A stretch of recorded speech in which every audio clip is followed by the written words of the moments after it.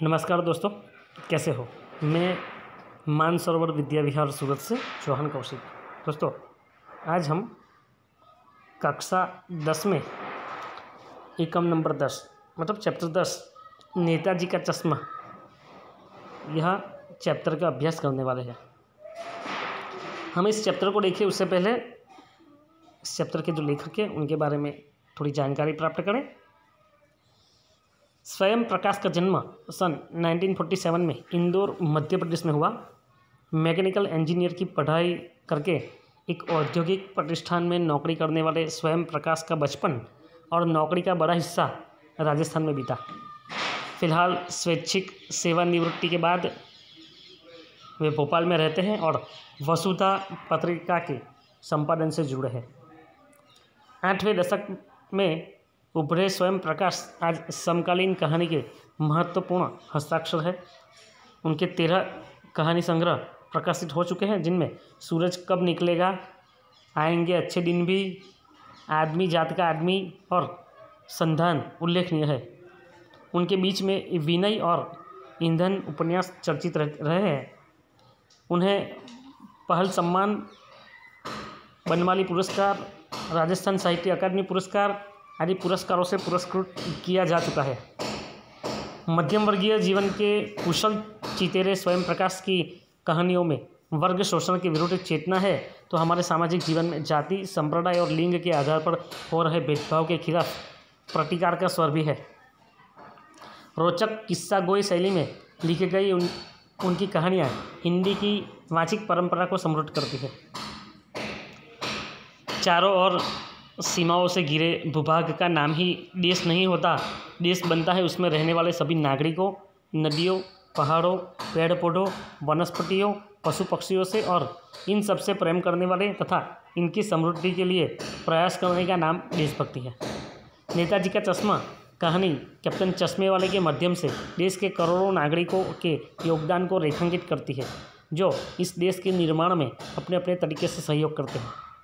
कहानी यह कहती है कि बड़े ही नहीं, बच्चे भी इसमें शामिल है। तो अब देखते हैं चैप्टर 10 नेताजी का चश्मा।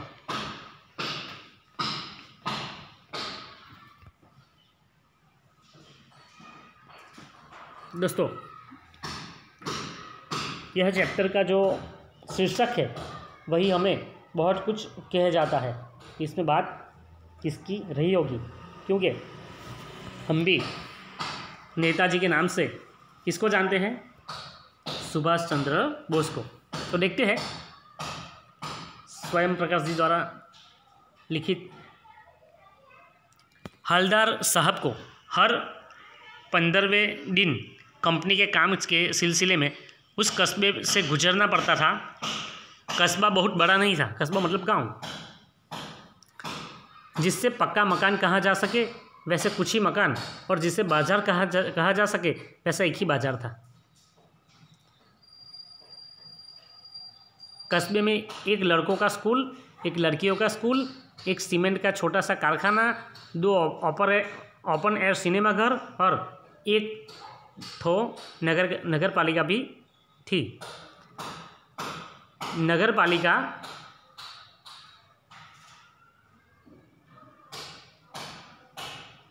आगे देखते हैं। नगर पालिका थी तो कुछ ना कुछ करती भी रहती थी। कभी कोई सड़क पक्की करवा दी, कभी कुछ पेशाब घर बनवा दिए, कभी कबूतरों की छतरी बनवा दी, तो कभी कवि सम्मेलन करवा दिया। इसी नगर पालिका के किसी उत्साही बोर्ड या प्रशासनिक अधिकारी ने एक बार शहर के मुख्य बाजार के मुख्य चौराहे पर नेताजी सुभाष चंद्र बोस की एक संगमरमर की प्रतिमा लगवा दी। यह कहानी उसी प्रतिमा के बारे में है, बल्कि उसके भी एक छोटे से हिस्से के बारे में है। लेखक लिखते हैं कि एक गांव है, वहाँ से अक्सर हलदार साहब को हर 15 दिन को वहाँ से गुजरना होता है। और वहाँ पर वह एक छोटा सा गांव है, कस्बा मतलब छोटा सा गांव है, जहाँ पर कुछ पक्के मकान है और कुछ कच्चे। और वहाँ पर एक बाज़ार है, और बाज़ार में 2 स्कूल है, एक लड़कों के लिए और लड़कियों के लिए। उसके साथ साथ वहाँ पर एक नगर पालिका भी है। नगर पालिका मतलब स्थानीय एक ऐसा एकम जो उस शहर या उस गांव के विकास को लेकर, गांव की समस्याओं को लेकर कार्य करता है। गांव का जो विकास होता है, डेवलपमेंट, उसका कार्य करता है। तो वो लोग, उन्होंने पक्की सड़क बनवाई, पेशाब घर बनवाए, कबूतरों की छतरी बनवाई, कभी कभी वो लोग कवि सम्मेलन करवा रहे हैं, और साथ में किसी एक उत्साही बोर्ड या प्रशासनिक अधिकारी ने एक बार शहर के मुख्य बाजार के मुख्य चौराहे पर नेताजी सुभाष चंद्र बोस की एक संगमरमर की प्रतिमा भी लगवाई। और लेखक कहते हैं कि ये प्रतिमा, यह कहानी उस प्रतिमा के बारे में, बल्कि उस प्रतिमा के एक छोटे से हिस्से के बारे में लिखी गई है। वैसे तो आपको पता होगा कि जो शहर की बस्ती, मतलब आबादी 25,000 से लेकर 5 लाख की मर्यादा में होती है, 25,000 से लेकर 5 लाख की मर्यादा में होती है, वो शहर नगर पालिका कहलाता है। और जिस शहर की आबादी 5 लाख से अधिक होती है उसे महानगर पालिका कहते हैं। जैसे कि सूरत, अहमदाबाद, बड़ौदा, भावनगर, राजकोट, ऐसे जो शहर हैं वो है महानगर पालिका, और उससे छोटी इकाई है वो है नगर पालिका। और नगर पालिका में प्रमुख जो व्यक्ति चुने जाते हैं, प्रतिनिधि, उसमें से जो एक प्रमुख बनता है, और उसके साथ एक सरकारी अधिकारी होता है जिसे लोग सीओ के नाम से, पोस्ट से पहचानते हैं। सीओ मतलब चीफ ऑफिसर। और महानगर पालिका में जो चुनाव के बाद जो पार्टी बहुमत हासिल करती है, उसमें जो व्यक्ति मेयर बनता है वो शहर का पहला नागरिक कहलाता है, और वही पूरे शहर का, पूरी महानगर पालिका के कार्यक्षेत्र में विकास का काम देखता है। और उसके साथ एक सरकारी अधिकारी होता है जिसे म्युनिसिपल कमिश्नर कहते हैं, जो हमारे भारत देश में ज़्यादातर कोई आईएएस कक्षा का अधिकारी ही होता है। उससे छोटी किसी भी रैंक के व्यक्ति को म्युनिसिपल कमिश्नर की पोस्ट पर कार्य नहीं करने दिया जाता। तो आगे देखते हैं, ये बात है एक सुभाष चंद्र बोस की जो प्रतिमा रखी गई है उसके भी एक छोटे से हिस्से की। तो आगे देखते हैं, पूरी बात तो पता नहीं, लेकिन लगता है कि देश के अच्छे मूर्तिकारों की जानकारी नहीं होने और अच्छी मूर्ति के लागत अनुमान और उपलब्ध बजट से कहीं बहुत ज़्यादा होने के कारण काफ़ी समय ऊहापोह और चिट्ठी पट्टी में बर्बाद हुआ होगा, और बौर की शासन विधि समाप्त होने की घड़ियों में किसी स्थानीय कलाकार को ही अवसर देने का निर्णय किया गया होगा, और अंत में कस्बे के इकलौते हाई स्कूल के इकलौते ड्राइंग मास्टर, मान लीजिए मोतीलाल जी को ही यह काम सौंप दिया गया होगा, जो महीने भर में मूर्ति बनाकर पटक देने का विश्वास दिला रहे थे। पटक देने का मतलब मूर्ति बनाकर रख देने का, उसका मूर्ति बनाकर तैयार कर देने के बारे में विश्वास दिलाते थे। यहाँ पर बात यह है कि लेखक लिख रहे हैं कि पूरी बात तो नहीं पता, लेकिन जो बात मिली है उसकी जानकारी के हिसाब से बात यह है कि मूर्ति बनाने की जो लागत है, उसकी जो कीमत है, जो खर्च होने वाला है, उसका अनुमान और उपलब्ध बजट, उसके नगर पालिका के पास जो बजट था इस मूर्ति बनाने के लिए से कहीं ज़्यादा होने के कारण काफ़ी समय ऊहापोह तथा चिट्ठी पट्टी में बर्बाद हो गया।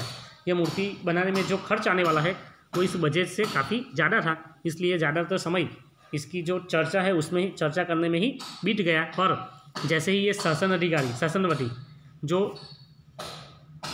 इस नगर पालिका के जो शासन अधिकारी है, जो पार्टी के लोग हैं, जो इस शहर पर शासन करते हैं, उन लोगों की अवधि, मतलब उनकी कार्यतिथि समाप्त होने की अब थोड़ी ही देर थी, थोड़ा ही समय बचा था, इसलिए उन्होंने आखिरकार इस शहर के ही एक लौटे हाई स्कूल के एक लौटे ड्राइंग मास्टर को इस मूर्ति बनाने का काम सौंप दिया, और वो मूर्ति वालों ने भी यह मूर्ति जल्द ही बना देने का विश्वास दिला दिया। जैसा कि कहा जा चुका है, मूर्ति संगमरमर की थी। संगमरमर के जो पत्थर होते हैं उसमें से मूर्ति बनानी थी। आप लोगों ने भी अक्सर बहुत सारी जगह पर, आप कहीं पर घूमने गए हो या फिर कभी ट्रेन से या बस से मुसाफरी की हो या किसी शहर में गए हो, तो आपने देखा होगा कि जगह जगह पर जो प्रसिद्ध व्यक्ति है उसकी मूर्तियाँ लगी हुई है। जैसे कि आप सूरत के गांधी बाग में जाओगे तो वहाँ पर गांधी जी की प्रतिमा है, रिंग रोड पर जाओगे तो वहाँ पर भारत रत्न डॉक्टर बाबा साहब आम्बेडकर की प्रतिमा है। ऐसे अलग अलग व्यक्तियों की प्रतिमा आपको देखने को मिलती है। टोपी की नोक से कोट के दूसरे बटन तक कोई 2 फुट ऊंची मूर्ति कैसी है? टोपी की नोक से कोट के दूसरे बटन तक कोई 2 फुट ऊंची जिसे कहते हैं बस्ट, और सुंदर थी। नेताजी सुंदर लग रहे थे, कुछ मासूम और कमसिन, फौजी वर्दी में। ऐसे तो सुभाष चंद्र बोस हमेशा फौजी वर्दी में ही देखने को मिलते हैं। मूर्ति को देखते ही दिल्ली चलो और तुम मुझे खून दो, ये उनका ये जो 2 सेंटेंस है, ये 2 उनकी जो नारे है कि चलो दिल्ली कार्य करने के लिए दिल्ली। ऐसे तो सुभाष चंद्र बोस के जो ये 2 प्रसिद्ध नारे हैं कि चलो दिल्ली की तरफ कूच करने के लिए उन्होंने देशवासियों को जो आह्वान किया था कि चलो दिल्ली, वो एक प्रसिद्ध नारा है। दूसरा, इस देश की आज़ादी के लिए वो हिंसक मार्ग अपनाते थे। उन्होंने अपनी एक सेना भी तैयार की थी। उस सेना में शामिल होने के लिए वो देश के नौजवानों को उन्होंने ये नारा दिया था कि तुम मुझे खून दो, मैं तुम्हें आज़ादी दूंगा, वगैरह याद आने लगते थे। ऐसे तो बहुत सारे ऐसे नारे हैं जो इस देश को आज़ादी दिलाने में उनका भी बहुत बड़ा हिस्सा रहा है, जैसे कि इनकलाब जिंदाबाद, भारत माता की जय, वंदे मातरम, या फिर तुम मुझे खून दो, मैं तुम्हें आज़ादी दूंगा। ऐसे बहुत सारे नारे ऐसे हैं देश में जो इस देश के आज़ादी के वक्त लोगों को सुनाई देते थे या फिर लोगों के जीवन के हिस्से रह चुके हैं। इस दृष्टि से यह सफल और सराहनीय प्रयास था। केवल एक चीज़ की कसर थी जो देखते ही खटकती थी। लिख रहे कि इस दृष्टि से तो सफल और सराहनीय प्रयास था, लेकिन एक ही चीज़ ऐसी थी जिसकी कमी थी। कसर थी मतलब एक कमी थी जो देखते ही खटकती थी। सब लोगों को ऐसा लगता था कि ना, इससे भी थोड़ा सुधार कर सकते थे। नेताजी की आंखों पर चश्मा नहीं था। सुभाष चंद्र बोस होंगे और चश्मा नहीं होगा, वो कैसे अच्छा लगेगा। यानी चश्मा तो था लेकिन संगमरमर का नहीं था। एक सामान्य और सचमुच के चश्मे का चौड़ा काला फ्रेम मूर्ति को पहना दिया गया था। लेखक का मानना है कि मूर्ति के ऊपर जो चश्मा था वो संगमरमर का नहीं था। अगर वो भी उनका संगमरमर का ही होता तो बात और अच्छा लगता। और ये कैसा था, चश्मे का चौड़ा मतलब बड़ा वाला काला फ्रेम मूर्ति को पहना दिया गया था। हवलदार साहब जब पहली बार इस कस्बे से गुजरे और चौराहे पर पान खाने रुके, तभी उन्होंने इसे लक्षित किया और उनके चेहरे पर एक कौतुक भरी मुस्कान फैल गई। वाह भाई, यह आइडिया भी ठीक है। मूर्ति पत्थर की लेकिन चश्मा रियल। हवलदार साहब जब इस जगह से गुजरे तो वो भी सोचने पड़ गए कि ये आइडिया अच्छा है। आइडिया मतलब उपाय, कोई युक्ति, कि चश्मे नहीं है तो ओरिजिनल पहना दो। मूर्ति पत्थर की है लेकिन उसके जो चश्मे हैं वो रियल है। रियल मतलब हकीकत के, जो आप और हम लोग पहनते हैं वैसे। जीप कस्बा छोड़कर आगे बढ़ गई, तब भी हवलदार साहब इस मूर्ति के बारे में ही सोचते रहे और अंत में इस निष्कर्ष पर पहुंचे कि कुल मिलाकर कस्बे के नागरिकों का यह प्रयास सराहनीय ही कहा जाना चाहिए। महत्व मूर्ति के रंग रूप या कट का नहीं, उस भावना का है, वरना तो देशभक्ति भी आजकल मजाक की चीज़ होती जा रही है। ये जो हवलदार साहब है वो जो जीप में बैठे थे, वो जीप तो वहाँ से चली गई, लेकिन वो अभी भी उनके मन में यही ख्याल आ रहा था कि जैसे भी हो, लेकिन यहाँ के लोगों का जो प्रयास है, यहाँ के नागरिकों का जो प्रयत्न है वो सराहनीय है, मतलब प्रशंसा करने योग्य है।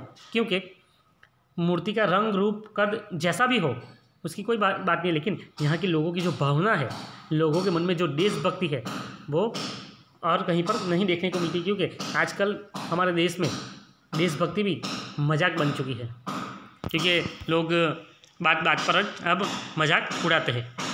दूसरी बार जब हवलदार साहब उधर से गुजरे तो उन्हें मूर्ति में कुछ अंतर दिखाई दिया। अंतर दिखाई देना मतलब फ़र्क महसूस हुआ। उनको लगा कि पहले जो मूर्ति थी और आज जो मूर्ति देखा उसमें कुछ अंतर है, मतलब कुछ फ़र्क है। ध्यान से देखा तो पाया कि चश्मा दूसरा है। पहले मोटे फ्रेम वाला चौकोर चश्मा था, अब तार के फ्रेम वाला गोल चश्मा है। हवलदार साहब का कौतुक और बढ़ा। वाह भाई, क्या आइडिया है। मूर्ति कपड़े नहीं बदल सकती लेकिन चश्मा तो बदल ही सकती है। अब उनके मन में ये ख्याल था कि ये भाई ये आइडिया अच्छा है कि किसी ने उनके चश्मे पहले जो चौड़े थे अब उसको निकाल कर गोल पहना दिए थे। तीसरी बार फिर नया चश्मा था। हवलदार साहब की आदत पड़ गई। हर बार कस्बे से गुजरते समय चौराहे पर रुकना, पान खाना और मूर्ति को ध्यान से देखना। एक बार जब कौतूहल दुर्दर्शनीय हो उठा तो पान वाले से ही पूछ लिया, क्यों भाई, क्या बात है, यह तुम्हारे नेताजी का चश्मा हर बार बदल कैसे जाता है? हवलदार साहब हर बार इस कस्बे से गुजरते थे और यहाँ पर चौराहे पर रुकते थे। इस मूर्ति को देखकर उनके मन में हमेशा से ये ख्याल आता था, ये हर बार ये मूर्ति कैसे चश्मा बदलती है। तो उन्होंने वहाँ के एक पान वाले से आखिरकार पूछ ही लिया कि क्यों भाई, क्या बात है, यह तुम्हारे नेताजी का चश्मा हर बार बदल कैसे जाता है। पान वाले के खुद के मुँह में पान ठूसा हुआ था। जो पान बनाता है वो भी पान खाता रहता है। अक्सर आप लोगों ने भी ऐसे ही पान वाले देखे होंगे जो खुद भी पान खाते रहते हैं, और जिन लोगों को पान खाने की आदत होती है वो थोड़ी थोड़ी देर में पान बनाकर खाया करते हैं। वह एक काला मोटा और खुश मिजाज आदमी था जो पान वाला था, जिसके मुंह में पान ठूसा हुआ था मतलब जबरन भरा होता है। जब आप लोगों ने कभी पान खाया होगा तो पता चला होगा, या फिर किसी पान खाते हुए व्यक्ति को देखा होगा तो आपको पता चलेगा कि पान जैसे निवाला खाने जितना सरल नहीं है। हम अगर खाना खाने बैठे और कोई निवाला हाथ में लेकर एक बार मुंह में रख दे तो वो आसानी से हम उसको चबा सकते हैं और गले से उतार सकते हैं, लेकिन पान खाना इतना सरल नहीं है। एक बार पान को मुंह में रखने के बाद आप तुरंत कुछ बोल भी नहीं सकते, क्योंकि आपका मुंह पूरा पान से भर जाता है और फिर आपको धीरे धीरे करके पान को चबाना पड़ता है, और पान चबाने के थोड़े समय बाद ही आप कुछ बोल सकते हो। इसलिए यहाँ पर लिखा है कि पान ठूसा हुआ था, क्योंकि पान जबरन पूरा, अगर एक पान एक ही बार में खा लेना है तो उसे पूरा गले में मुंह में रखना पड़ेगा।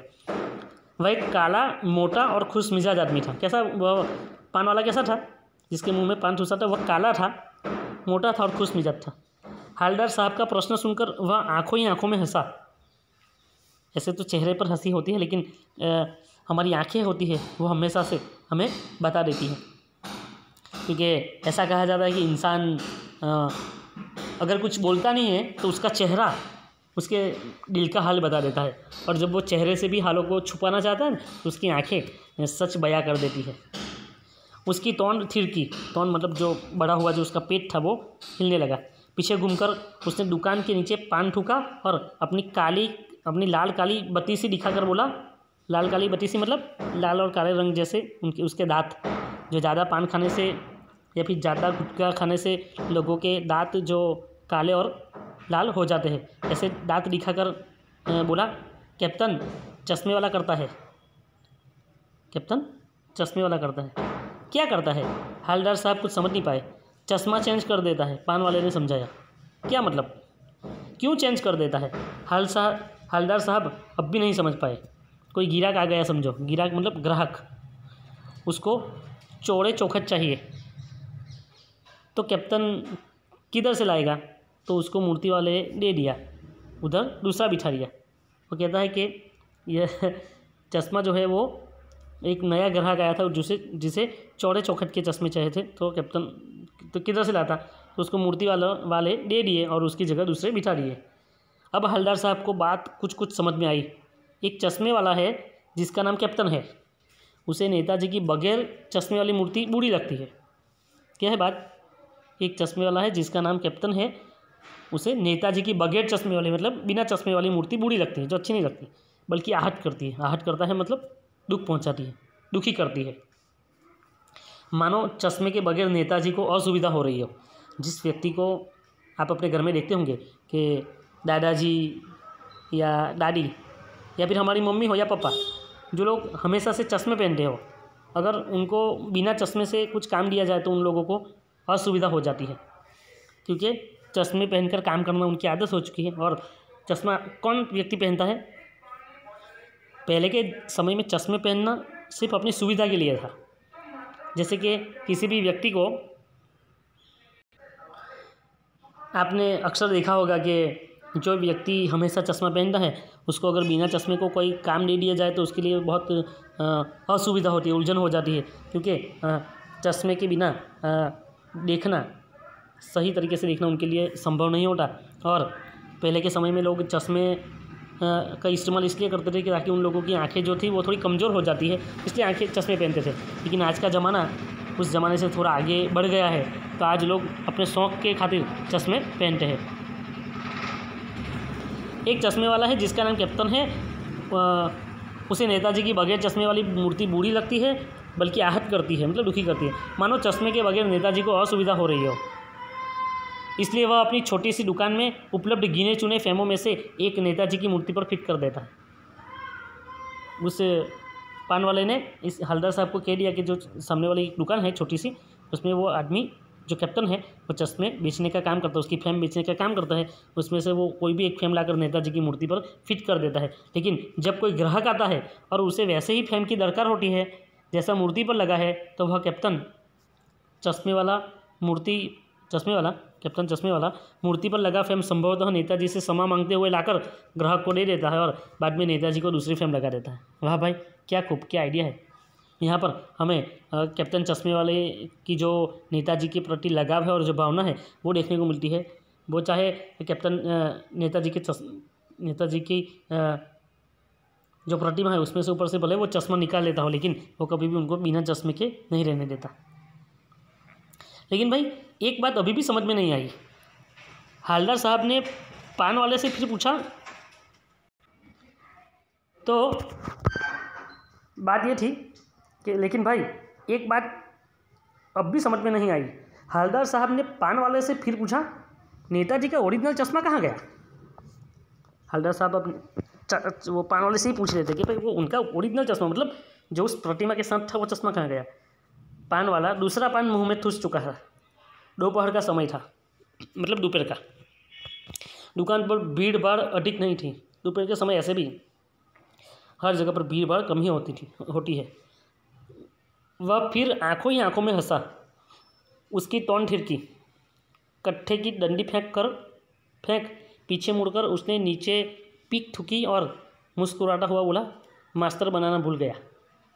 जब हवलदार साहब ने इस पान वाले से पूछा कि ये बात तो सही है, लेकिन उनके जो नेताजी के जो ओरिजिनल चश्मे थे वो कहाँ गए, तो पान वाला कहता है कि वो तो मास्टर बनाना भूल गया, मतलब जिसने ये मूर्ति बनाई, ये प्रतिमा बनाई, वो चश्मा बनाना भूल गया था। पान वाले के लिए यह एक मज़ेदार बात थी, लेकिन हवलदार साहब के लिए चकित और द्रवित करने वाली। चकित मतलब आश्चर्य और द्रवित मतलब दुखी। पान वाले के लिए ये बात भले मज़ेदार थी, मतलब अच्छी थी, लेकिन हवलदार साहब है उनके लिए ये बात काफ़ी आश्चर्यचकित करने वाली और दुखी करने वाली थी। यानी वह ठीक ही सोच रहे थे। मूर्ति के नीचे लिखा मूर्तिकार मास्टर मोतीलाल वाकई कस्बे का अध्यापक था। अब उनको पता चल गया कि मूर्ति के नीचे लिखा था ये मूर्तिकार मास्टर मोतीलाल वाकई इस कस्बे का अध्यापक था। बेचारे ने महीने भर में मूर्ति बनाकर पटक देने का वादा कर दिया होगा, बना भी ली होगी, लेकिन पत्थर में पारदर्शी चश्मा कैसे बनाया जाए। कांच वाला यह तय नहीं कर पाया होगा, या कोशिश की होगी और असफल रहा होगा, या बनाते बनाते कुछ और बारीकी के चक्कर में चश्मा टूट गया होगा, या पत्थर का चश्मा अलग से बनाकर फिट किया होगा और वह निकल गया होगा। उफ।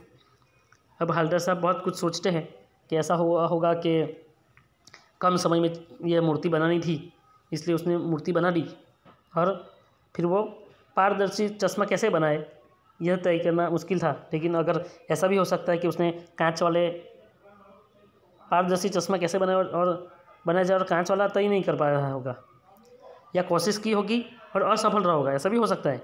हवलदार साहब ये सोचते कि ऐसा हुआ होगा कि उन्होंने तो मूर्तिकार ने तो चश्मे बनाने की ट्राई की होगी, प्रयत्न किया होगा, लेकिन वो टूट गया होगा, असफल रहा होगा। या फिर ऐसा भी होगा कि कुछ बारीकियाँ से काम करने के चक्कर में चश्मा टूट भी गया हो, या फिर पत्थर का चश्मा अलग से बनाकर फिट किया होगा और वो निकल भी गया हो, ऐसा भी हो सकता है। ऐसे तो आए दिन अखबार में ऐसी घटनाएं आती रहती है कि हमारे देश के जो महान लोग हैं, जैसे कि गांधी जी और अंबेडकर साहब और अन्य बहुत सारे ऐसे लोग हैं जिन लोगों की प्रतिमाएं देश भर में जगह जगह पर लगी हुई है, वहाँ पर कुछ शरारती लोग, कुछ विघ्न संतोषी लोग उस प्रतिमा के चश्मे को निकाल देते हैं या फिर उनको नुकसान पहुंचाते हैं।